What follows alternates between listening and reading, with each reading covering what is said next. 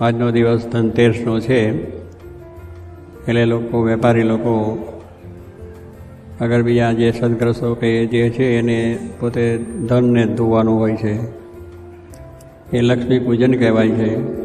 એટલે લક્ષ્મી ઘરમાં વાસ કરે, આવી બધી આપણી વિધિ છે.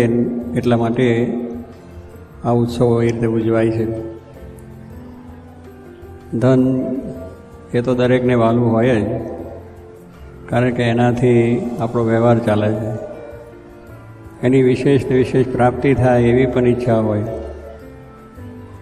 એટલે એ બધું વિધિ છે, વિધાન એ તો આપણે કરવું જોઈએ અને કરે, એમાં વાંધો નથી. પણ સાથે જેમ કહ્યું એમ ભગવાનને ભૂલવાના નથી. ભગવાનને લઈને બધું છે એટલું સમજવાનું છે. ભગવાન છે ત્યાં બધી પ્રકારનું સુખ છે, શાંતિ છે, સમૃદ્ધિ છે. આ લોક પરલોકનું સુખ એ ત્યાં છે. ભગવાન રાજી થયા એટલે લક્ષ્મીજી પણ રાજી થઈ ગયા, અને આપણું જીવન પણ ધન્ય બની ગયું.